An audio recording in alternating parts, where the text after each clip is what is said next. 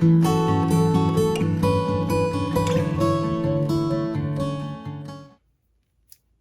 and welcome to Not Made. My name is Rachel and today's video is going to be a little bit of odds and ends, a few things that I just had that I recorded, a little yarn haul from Joann, and then we're gonna wrap up with my latest market, which was this past weekend.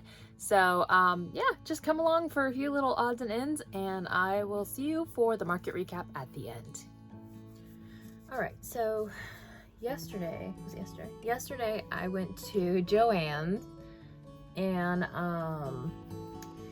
I was looking for more of this color in the Posh yarn because I use it for the emotional support pickles. So I was gonna grab some more of that if they had it. Now, it's been hit or miss in the Joann store that I have access to, whether or not they even have Posh yarn, never mind the, great colors or whatever.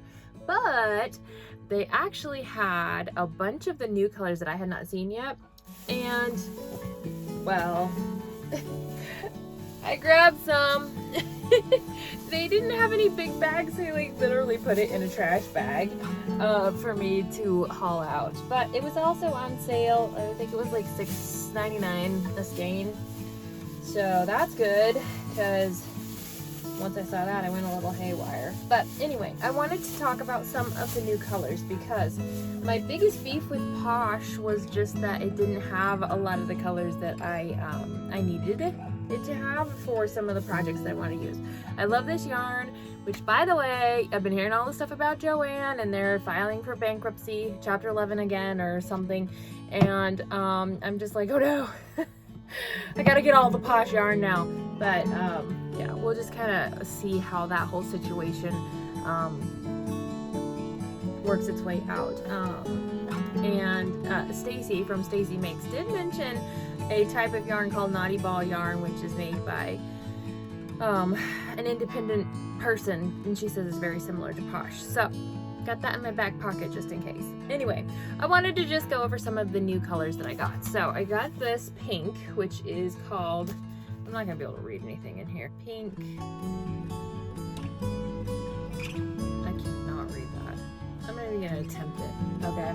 But this was the other pinks-ish that I had in Posh were this color. You can see the difference there, and then this very, very light color pink. So this one was a nice addition to that. I should grab my glasses. Oh wait, I've got some. Yeah, I'm to that age. Need some glasses so I can see. Okay, let's see what it says. Yeah, I still don't know what that word is. Pink Pitaya. That's gonna be my best guess at this color. Okay, let's keep the glasses on for now. This bright yellow, I really liked how it just it's just brilliant. This is lemon meringue. The other yellow that I have is a little bit more muted. Actually, maybe it's the same.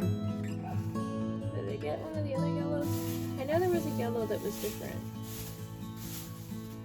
Alright, well anyway, got the lemon meringue. Okay, what else did we have here?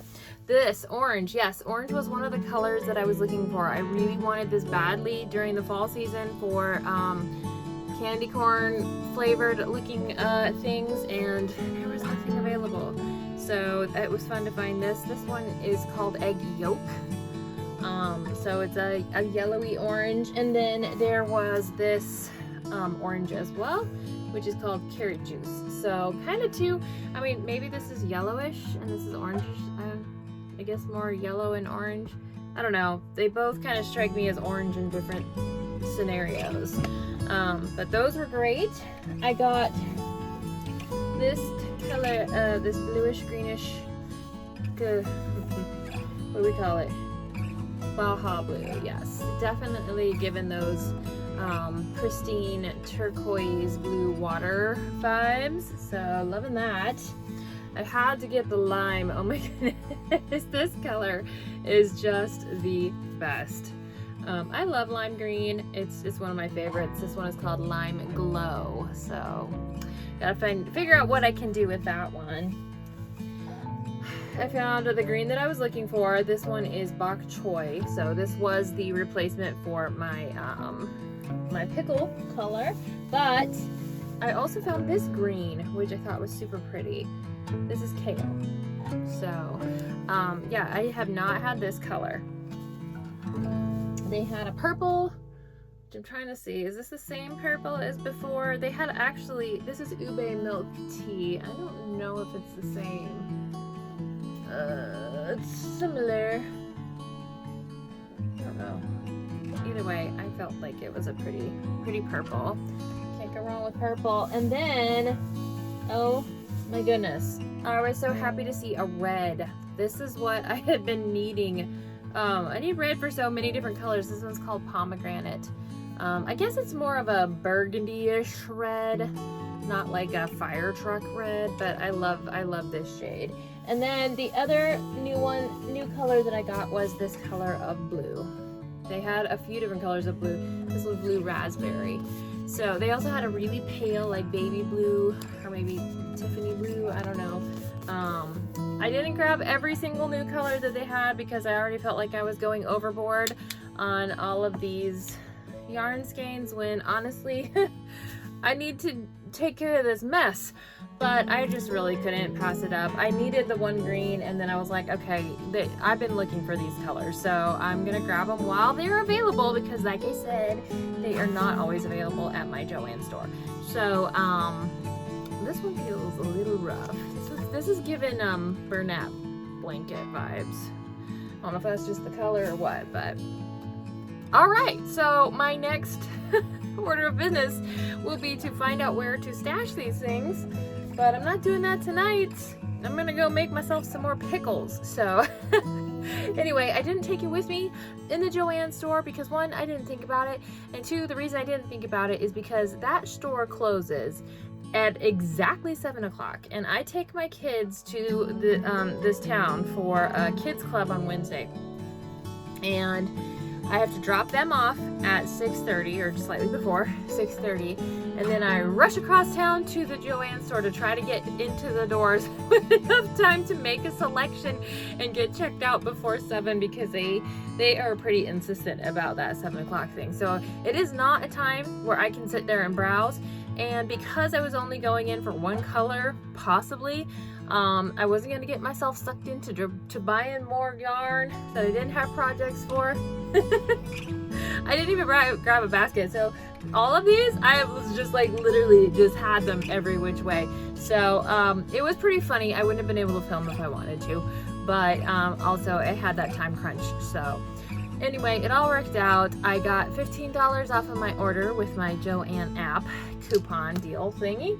And now I have a bunch of new fun yarn to play with. So I'm looking for some cool patterns to use. And I'm going to be cranking out some new things. And I'll show those to you when they arrive. So anyway, I just thought that was kind of fun. I wanted to share that yarn with you guys. And I will talk to you later.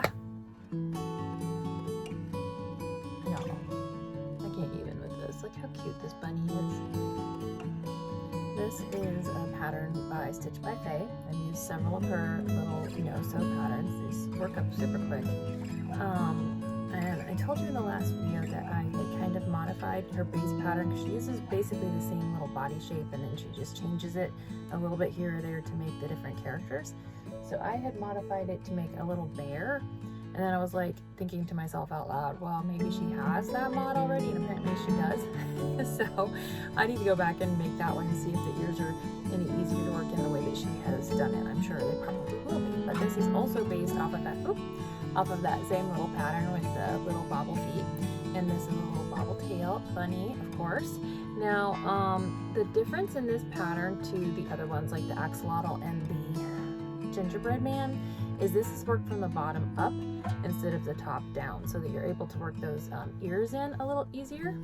So that was a little bit different, and I'm thinking her little bear pattern may be the same as far as working from the bottom up instead of top down.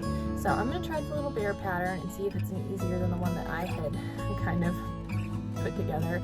And then I'm going to make some more of these because how cute is this teeny little bunny? I mean, this would literally fit in an Easter egg, probably, maybe one of the larger ones. That would be so fun. An Easter egg hunt, and you get to find little critters in your eggs. Better than chocolate, tell you what. All right, well, I just had to share that little aha find. I thought that I had looked through all of her patterns, but apparently I did not, because I had not seen the bear, or if I did, I forgot. So I'm gonna try the bear next, and I'm gonna crank out a few more of these ones. I used some of my new Posh yarn for this one, the pink color that I can't say the name of. So yeah, super cute.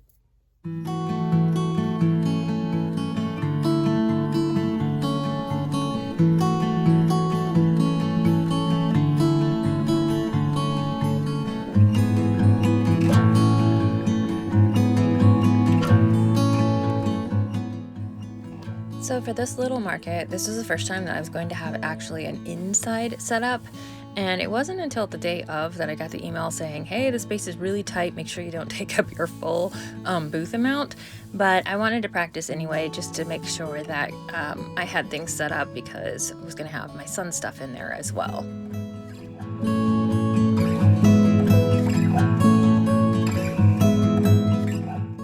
After this, I can't decide if I prefer to make the faces as I go or to make a bunch of pickles and then put the faces on later. But I didn't really enjoy this process of doing all of the faces all at once. But I guess it worked out. It's all good.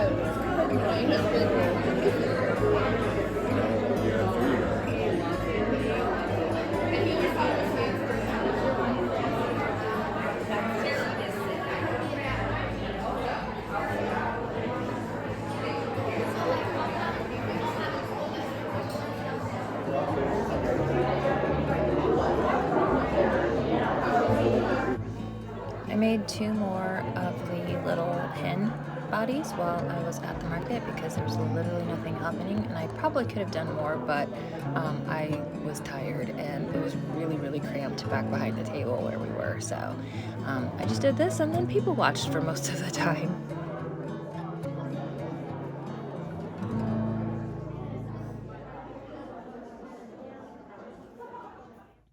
Okay, so that was the market that I had for February. And it was a fundraiser for the women's club in our area that had been, oh goodness, I feel like it was founded in, what did that sign say, 1897. So that was cool. The whole entire event was a like historical tour of different buildings in the area, and then each building had like you know, people vending and that kind of thing with stuff going on. So it was definitely interesting. The building itself was awesome, but it was not our demographic, really, you know, for something like that, and I didn't really expect it to be. And I think just across the board, there were a lot of people browsing, looking, but not really buying. And at least that was the feedback that I got from the event organizer for this particular building. She said that a lot of people were saying, you know, people were coming by, they were talking, they were looking, but not many sales were happening. And then, of course, it was probably the older population, the snowbirds that like to come to Arizona, who would be interested in that type of historic home tour, although I would definitely be interested in it as well, and I'm not quite to that stage in life. But regardless, it was a good experience. I took my son. He has started to dive into the world of 3D printing, and so he was encouraged. He made a couple of sales and people were really impressed with his stuff, so that was fun. He actually outsold me. I did not even make my booth fee back, which, you know, I wasn't really expecting much out of this.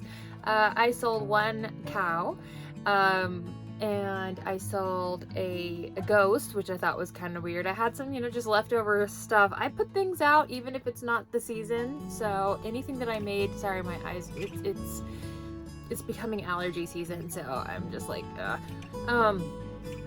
so yeah, I sold a little Boo Buddy, a ghost, and then I sold the two little no-sew bunnies that I had that you saw me making earlier in the video. So that was it for me for sales, and so it was kind of a long day for that, but it was a good experience, and I'm glad that I did it. I'm glad I got to do it with my son and that he had a good time, and you know, hopefully that will inspire him to he actually made some contacts and has like an order for a custom made something for somebody who was there, so he went through email and did that, so that was pretty cool for him. Exciting opportunities all around, but for me it was just more about the experience of the day. It wasn't an expensive booth fee, so at least there was that, unlike the October event that I did last year. It was ridiculous.